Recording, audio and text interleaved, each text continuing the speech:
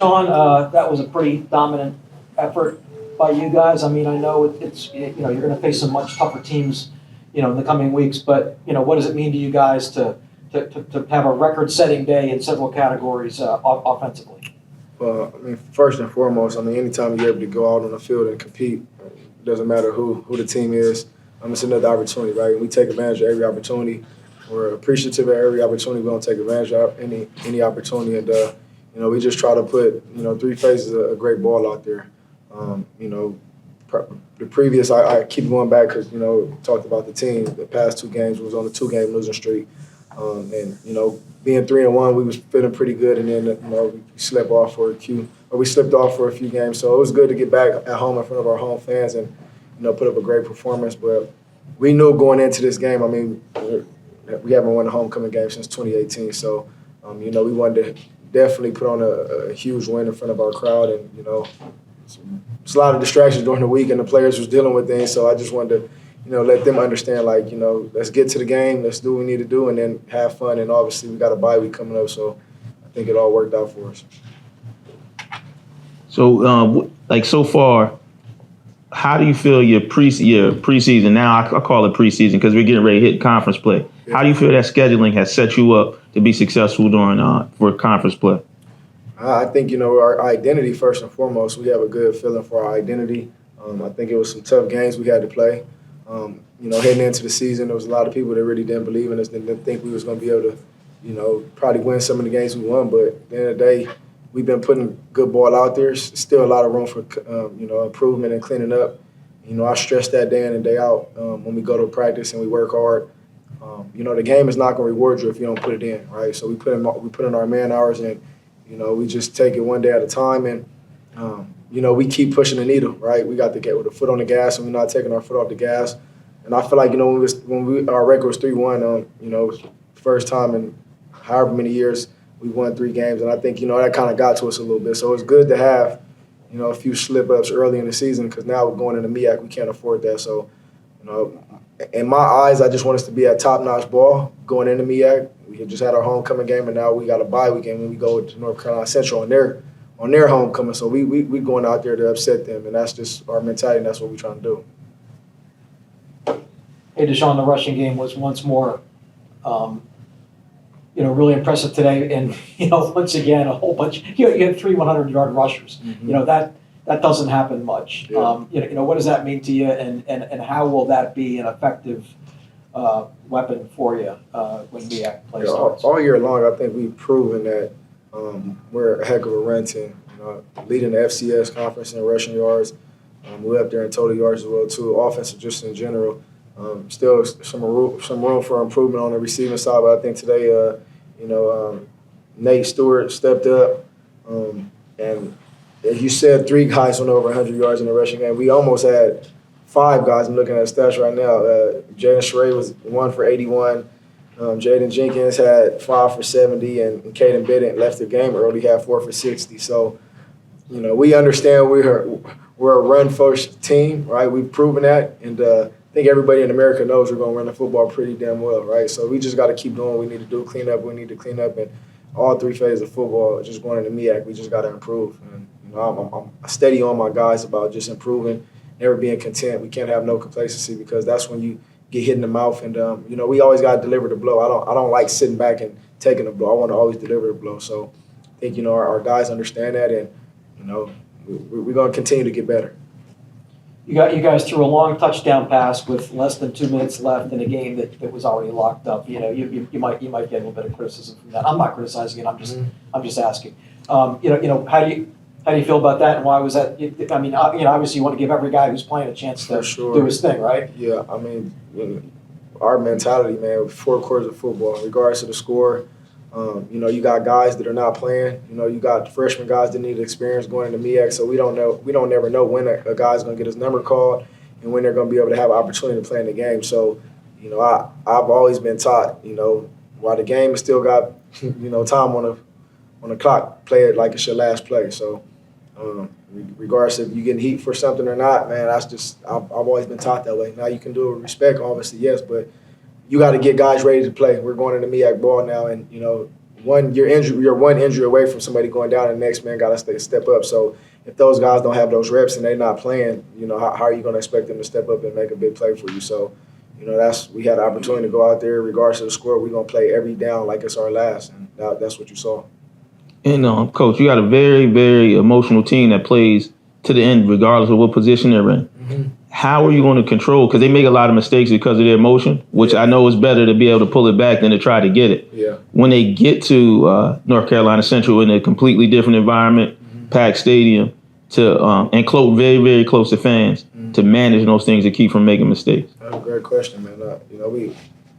We understand the personalities we have, right? We have a standard, and we're all held to that standard, right? And at the end of the day, you have some guys that make just mental errors. Sometimes they get in the point where snapping a finger, that's when they lose it, right? And we try to get on them guys all year, and we understand we're the only people that's in our way. When we have success, we have success. When we don't have success, it's our fault.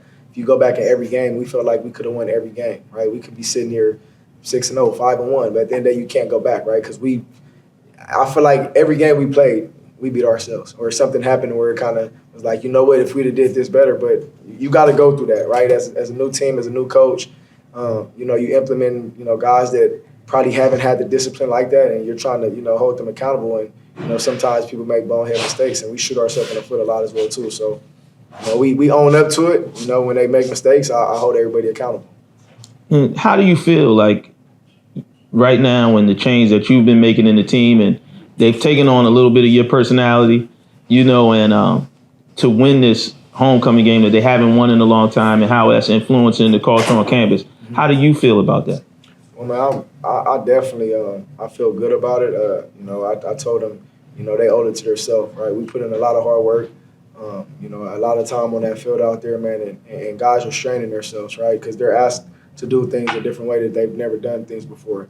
It's almost like a NFL style practice, NFL style, standard, and the realistic thing is everybody might not make it there, but at the end of the day, for us to have the success, we have to hold our standards to how it needs to go, because I know what it's going to take to win at a high level. So, you got to get the many guys you can that's all beating on your same drum, and the guys that's not, you just got to kind of figure out a way for them to, either not be a part of the process or just say, look, man, until you get it right, you just kind of got to step down. Yeah, but I mean, how do you feel like this impact that you're putting? What does that mean to you personally? I mean, I still feel like we haven't done nothing yet. I'm happy, appreciative where we're at, but I just know the standard, and I know it's a lot more for us to accomplish. So, it's not time to sit back and be like, oh, I'm feeling good about it, because I know the MEAC is where we got to get our bread and butter at, and we're gonna play some tough games, and we're gonna play some good teams as well too. So, hopefully, like you just said, this preseason ball, it got us ready for conference play here in the MEAC, and I know my responsibility, I know my job at task, and it's gonna be tough, but I like what we put out so far. It's still not content.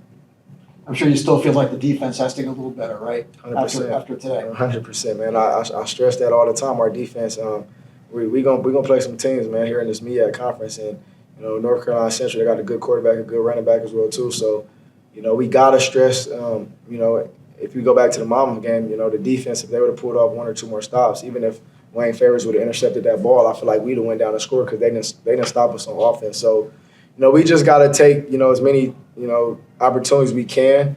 And I ain't going to expect my defense to stop everybody every series. But if we could get more stops than we get guys scoring on us, I know our offense is unstoppable. And I'm going to bet on that all day. And this is the midpoint almost of your first year of a coach. Mm-hmm. What are some of the biggest things you take away or you've learned?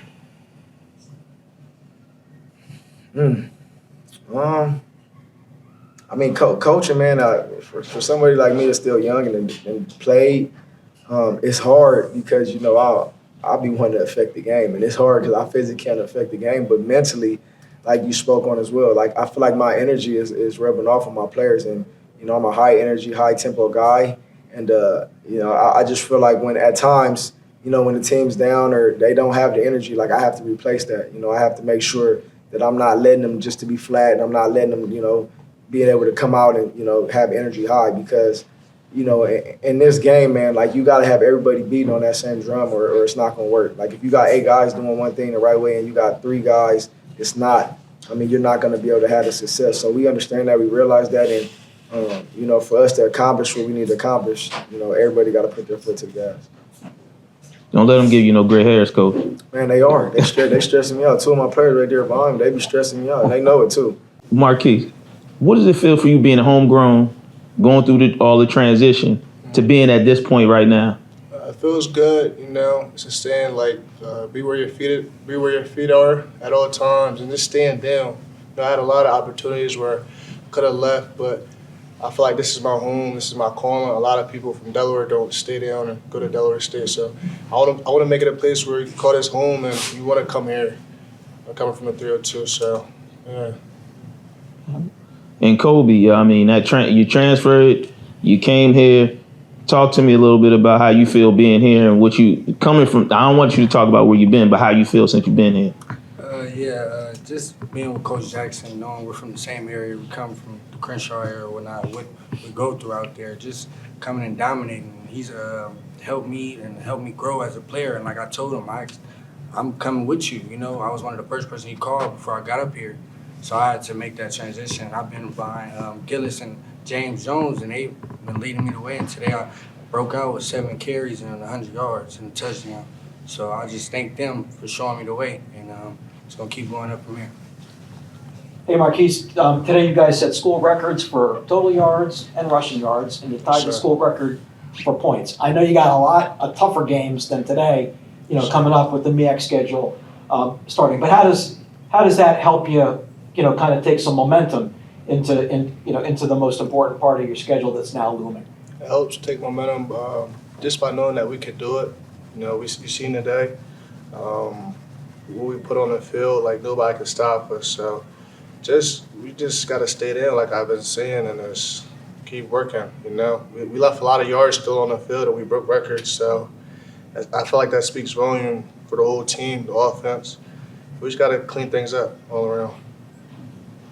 Hey, did you guys enjoy meeting some of the guys from the 1985 team? Did you get to talk to any of those guys that were back here for the reunion? Did you guys get to talk to them at all? No, you didn't have any association with them. Okay. I had them locked in, man. Like, you know, there's too many distractions. Yeah, I know. They're gonna have time. They're gonna have time to meet them now. Oh, okay, good. So you gonna go out there and party a little bit with us? I don't think so. I got some work You gotta experience HBCU, man. Homecoming, that's different, though. It's an experience, right? For sure.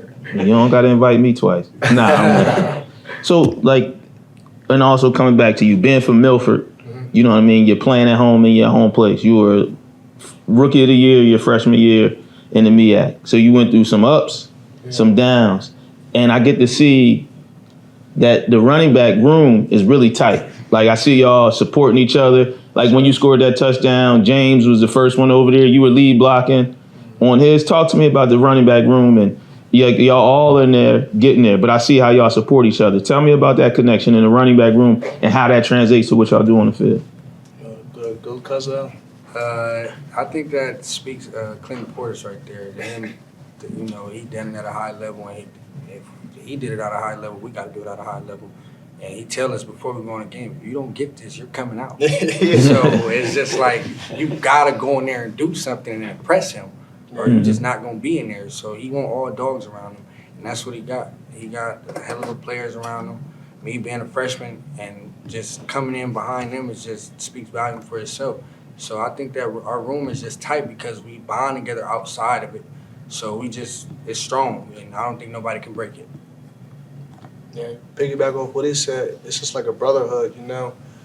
James break one, I feel my fire, I gotta get one. And like he said, if we on the 10 or in that red zone, if we don't get in that box, you getting out. That's just what it is. Like, we try to treat this like the league where we are. You know, we try to get to the next level, all of us. And I feel as though everybody in our room can start somewhere else. That's really what it is. I feel like we're the best in the country.